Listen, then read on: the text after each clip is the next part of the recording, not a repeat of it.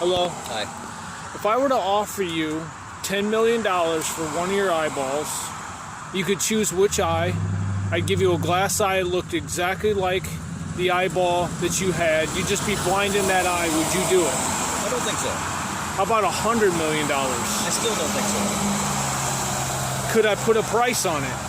One of your eyeballs. I mean, $100 million there's not much more of a price than that. Let's say $1 billion. I don't think it would matter. Okay. Why wouldn't you do that? I think my eyes are more important than money. Yeah, your eyes are precious to you. Yeah. They're just. Do you realize our eyes are just little windows that our soul is looking out of? Yeah. So, I've heard people say that they do it for like $10 million or $100 million, but I've yet to meet someone that would sell both of their eyes for $100 million. I mean, think about it. You're blind in both eyes. You couldn't even enjoy the money. You know what I'm saying? No. You couldn't. The money would be at a loss at that point. So, if you wouldn't sell both of your eyes, how much more value is your soul that those eyes are looking out of? So, what are your... I guess my next question is... I didn't get your name. Tyler. Tyler, my name's Michael. Do you realize there's 150,000 people right now making plans for tomorrow that's never going to come? Sure. So what are your thoughts on the afterlife? What do you think happens to people when they pass away? I don't know. It's a good question. I mean, because right now, you realize that 2-ton elephant of death is stomping on people all around us as we speak. So what... Maybe me. Well, or me. Yeah. I mean, Anybody. it's death is no respect of a person. So, what do you think causes death? Why is it that everything that you and I love in life, the smell of fresh cut grass, eating good food, enjoying a beautiful day like this, why is this going to be ripped away from us in death? Do you know why? No, I have no idea. Never even thought about it. Have you ever thought about your own death? Oh, sure. Do you believe in an afterlife? Not really, no. Really? So what do you? So it's like turning off a TV. That's it. That's kind of hopeless. Not that, but I don't think it will be something that I would be conscious of. I don't think there's a connection between what I'm doing right now, what I am, and what I would be in that afterlife.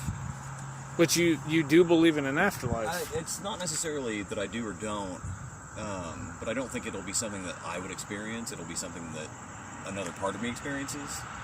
Explain that a little bit. I mean, to talk about it in this form doesn't really make much sense to me because I don't think it'll be what most people think of as the afterlife of you're going to be this person only in spirit form, whatever you want to call it, communing with relatives and whatever. I just don't think that's how it is. I don't think that's possible.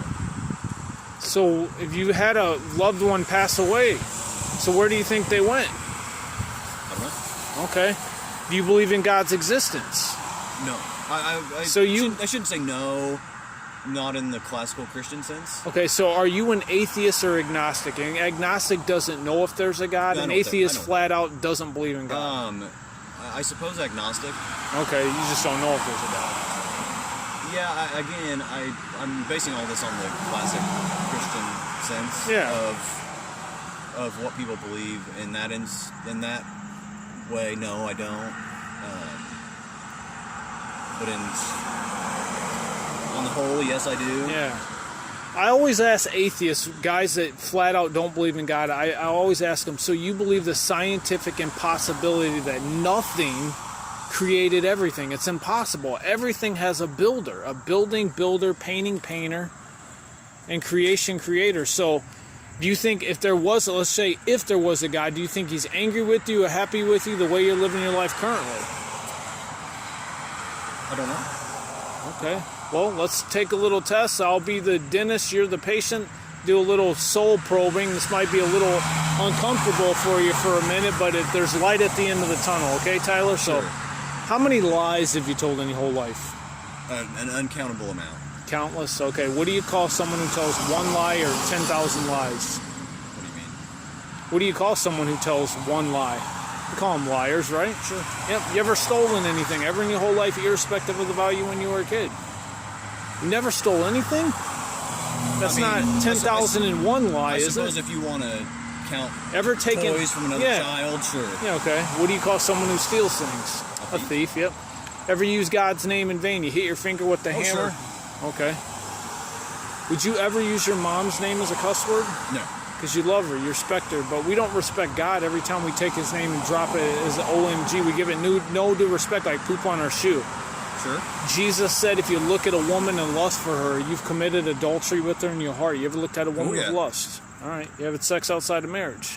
No.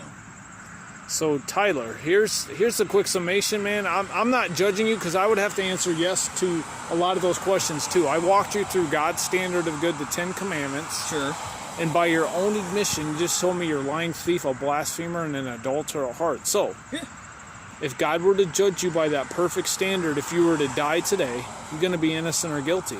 Guilty, I'm sure. Would you go to heaven or hell?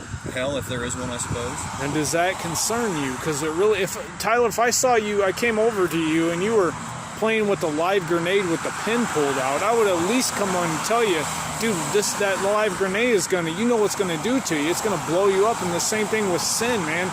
The Bible says the wages of sin is death. Just the fact that they're going to put us in a casket, put us 6 feet under the ground, and put a headstone on us shows how serious God is about sin, man. We trivialize sin. We say lying, stealing, everybody does it, but the Bible says all liars will have their part in a lake of fire. That horrifies me, man, that if you were to die today and God gave you justice, that you'd end up in hell. Well, but it doesn't really track it that far, because are you saying that those that are dying are sinners? Well, we're all sinners. If someone were to walk up to you and say, Tyler, I've never told a lie, we're not all sinners. So you're saying there's someone that's morally perfect in thought, word, and deed. Yes. Okay, who's that? Go to any hospital anywhere and find a newborn baby. Okay. Well, they come from that. They're crying. Sure. You know what they're crying? They're crying to feed me, feed me, feed me. They're selfish in nature. Okay. All of us. I mean, they're just one big. Take care of me. That's all they are. You know what I'm saying? No, I don't. You don't agree? I think that's the end of the interview. Yeah. Well, there's a light at the end of the tunnel. Can I give you a free Subway gift card for just a few more minutes of your time? No, thank you. All right. Have a nice day.